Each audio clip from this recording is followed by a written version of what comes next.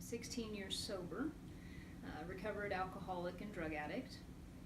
I started drinking alcohol when I was 12, and sneaking out, all those behaviors and things I did back then started at a very young age. One of the things I found, and I will be honest with you, my time is spent in the rooms of Alcoholics Anonymous, so I help a lot of women in recovery, and I've been doing that intensely for probably over 10 years. I started it probably 15 years ago.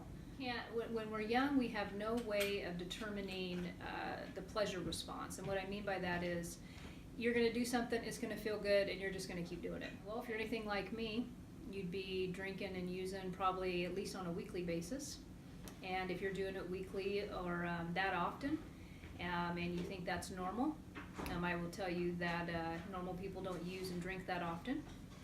These are things that you may not like to hear. You think it's normal to stand on the side of a fence before school asking people for pods? I mean, really? I mean, let me tell you, that's obsession. The obsession of the mind, something you kids may not talk much about. When that addiction or that obsession kicks in, you can't stop thinking about it. It's on your mind first thing when you wake up in the morning. It's on your mind on the weekend. That's why and so you've got a physical addiction going on because your body's been chemically addicted to it. And in addition to that, now your mind is, I need a pod. I mean, really? You're standing on the side of a fence, begging for pods or talking to your friends or begging. What the hell? It's not normal, right? You can tell yourself it is, and all that. And that's, I'm not. When I say this, I'm talking to the. I like to say this when I'm coaching women. I'm not talking to you. I'm talking to your addict. So I need to understand the difference in that. But your addict needs to hear that it's not normal. If you're like me, and you're kind of driven a little bit like me, and you've got an allergy to addiction, or you've got some type of thing that goes on, yeah, you're in it. You're in it. That's all there is to it. You're in it.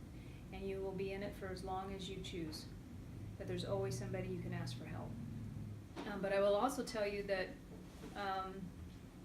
you may feel like you're just not willing to do anything about that, and that's just going to be your journey. I would have never gotten sober when I was 15. I would have never gotten sober when I was 18. There was just no way in my mind that would have made sense to me. I just didn't have the ability to comprehend that level of life. I have to understand that everything in my universe and in my world is going to keep going forward, and I really have no control over that. There's going to be something else running this show, and it ain't me.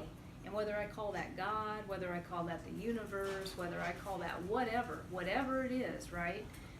It don't matter. It just means there's something bigger going on. And for an alcoholic or an addict, we have to understand that life's going to happen regardless of what we do. It's essentially letting go. So I think that spirituality is absolutely essential to sobriety, to stay sober, and really for anybody. To have that connection. I mean, we're all connected in some weird way. I think one of the areas that we're really failing for awareness is when these kids come out of treatment, they have nowhere to go. I mean, they go back to school, and they're back around their peers, and what are their peers going to think about them now? And they've been absent from this routine, and who are they going to hang out with? And sometimes they're going back to the same homes they're being raised in where there's alcoholism and addiction. They are absolutely helpless and going right back to the same environment they just came from.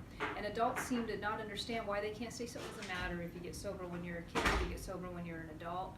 It changes your world upside down for a little bit because you have to be willing to go to any length. If I'm an adult and I go to treatment, when I get out of the treatment center, I'm old enough to catch a ride, I'm old enough to have communication, I know where meetings are at, like I have all this power, right? But when you're a kid, you're dependent upon the adults in your life. And if you're adults or drug addicts or alcoholics or whatever, or you're going back to school and you're on the same peer group, it's really hard to stay sober. So I don't think there's enough awareness around the recovery process for kids who need it.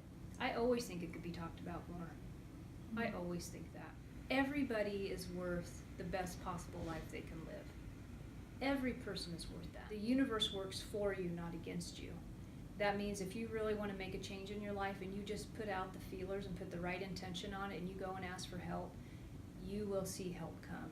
And this society, I will say this, maybe there's not enough awareness, maybe there's not enough recovery programs, but I will tell you this society as a whole wants to see you sober. We have got an epidemic right now about addiction out there. It's horrible. It's absolutely horrible. And I will tell you there's hundreds of people willing to help. Hundreds of people. You just got to ask.